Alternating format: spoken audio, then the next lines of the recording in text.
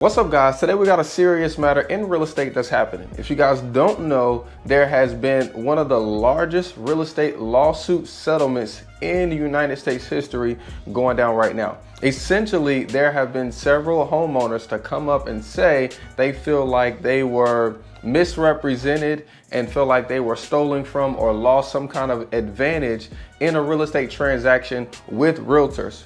This has been brought up to be almost like some kind of scamming act that buyers, realtors are taking advantage of buyers when it comes to buying properties on the MLS. Now, it's supposed to be somewhat about a $418 million settlement. Now, today I want to talk to you about why the DOJ, Department of Justice, is getting involved with this, who this is supposed to help, which is the consumer, and why I don't believe this is going to be good for the market at all. Let's get right into this.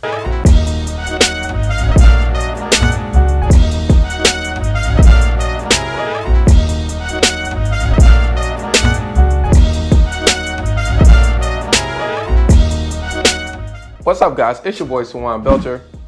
This is me taking action here on YouTube and Instagram. Go ahead and click the link below to go to my website and download our free purchase agreement.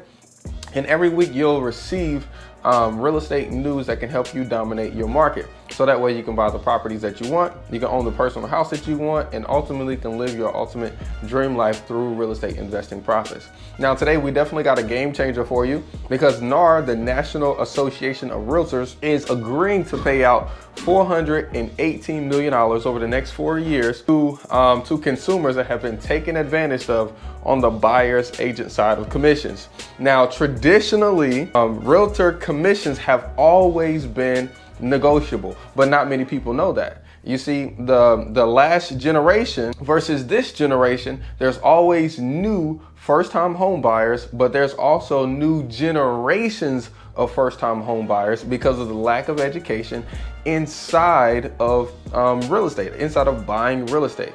Now, in the early 70s and 60s, there was no buyer's agents, but they realized there was becoming like a gap between people who had never purchased a house and owned a house before, and then people who continuously bought houses. So they bought in agent commissions on the buyer side. So now when a seller went to go list their house for sale, there would be 3%, okay, or I shouldn't even put it, see, I just did it. There will be some kind of percentage on the seller side, and then there will be some kind of percentage on the buyer side, making a full real estate commission.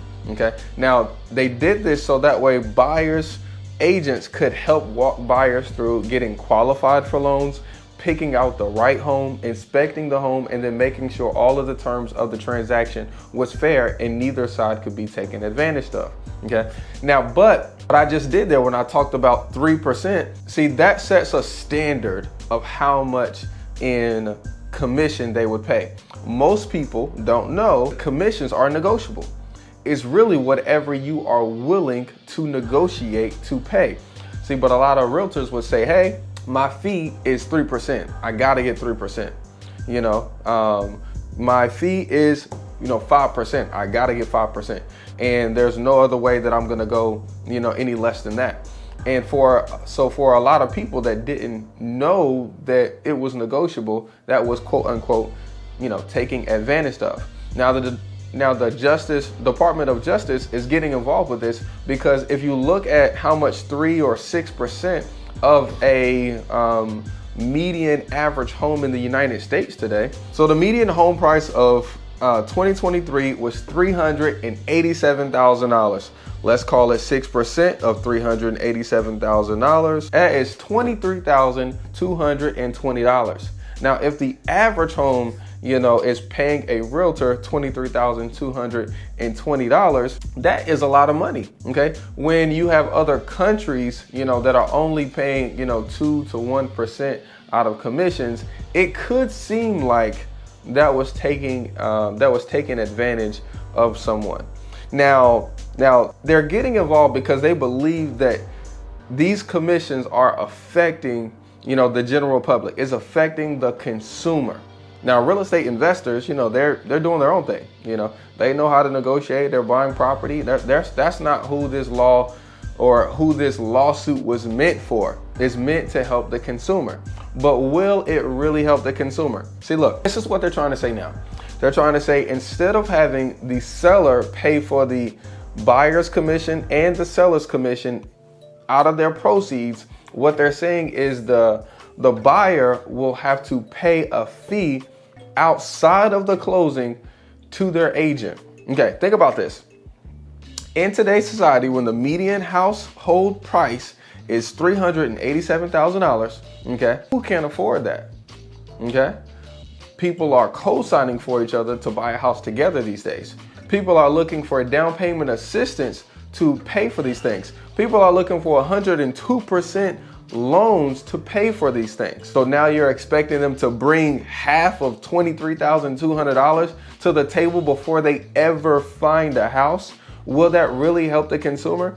If my grandmother didn't own a home, my mother didn't own a home, but I happen to be the first person on my mama's side of the family to own a home, am I really complaining about the commission for helping me buy a house? Or am I thankful that I'm the first person in my generation that was able to buy a house? So then I started going down a deeper rabbit hole. If the consumer wasn't really complaining about this, who was complaining? See, after I dug a little deeper, I went on to NAR's website, the National Real Estate, the National Association of Realtors website, and kind of looked at the articles and read through them myself.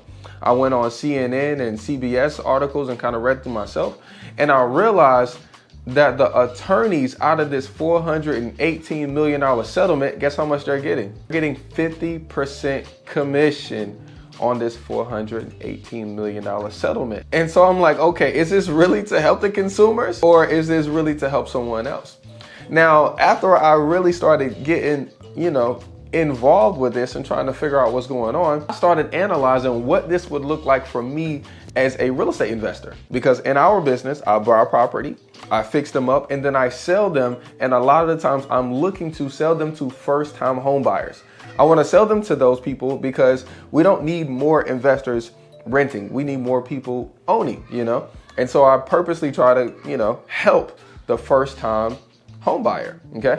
So I was thinking, how will this impact me? Okay, how will this impact me? I was thinking, well, maybe I could help first-time home buyers, maybe with a seller credit. Let me give an example. So for instance, I just put up a property in Asheboro for sale for, I think we listed at $219,000. Now, this house is reasonably bigger than some of the other ones, so it's probably worth more than what the average home in that neighborhood is selling for.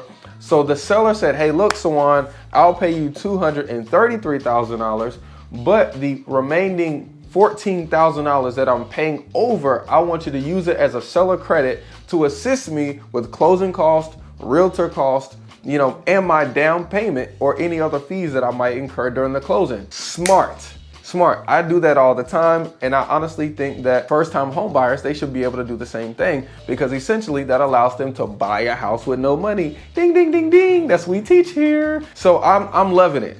Now, the only disadvantage to this is that the lenders, when they see this on the HUD, they can do three things, okay? Number one, they can say, hey, great, that's awesome. I love that. Let's move forward. Okay, they can say, well, I don't want you to use that amount of seller credit. Maybe we can use $8,000 of seller credit. So then you'll have to find a way to bring up that other, whatever that remaining amount is. And sometimes that works because I just sold a house on Fushi Street where the bank did that. Instead of it being a seller credit, we moved it to another line as a fee to a contractor. So we can work with that. You see what I'm saying? But when it comes to bank fees, okay, the bank will not allow you to cover bank fees, okay, with seller credits. All in all, if you have a realtor fee, the bank on the back end side that you need your loan to cover, the bank is not going to allow that. So that means that home buyers are going to have to figure out a way to come up with some money, even if they have 100%, loan, even if they have seller credits. Even if they have some other form of assistance, they're going to have to bring that fee for the buyer's commission to the table. Unlike now, where they can actually have that covered by the seller's proceeds. You see what I mean? So is this really helping the consumer? And my last thought about it is, well, If it's not gonna help the consumer, that means it's gonna shrink down the buying pool. If it's gonna shrink down the buying pool, that means that investors will have more opportunities. If investors are gonna have more opportunities, that means that we're gonna be able to control the price that houses sell for, which means that we're gonna be able to rent more houses, which is bad for consumers. So look, you guys give me your thoughts. I mean, is this whole NAR settlement thing, is this just a ploy from these big corporate companies and these big boss, badass attorneys so they can get paid? Or is this really gonna help the consumer and trash the realtor so that way you guys can get better houses at better prices? Who's it gonna help? Let me know what you think in the comments. Peace, y'all. See y'all on the next one.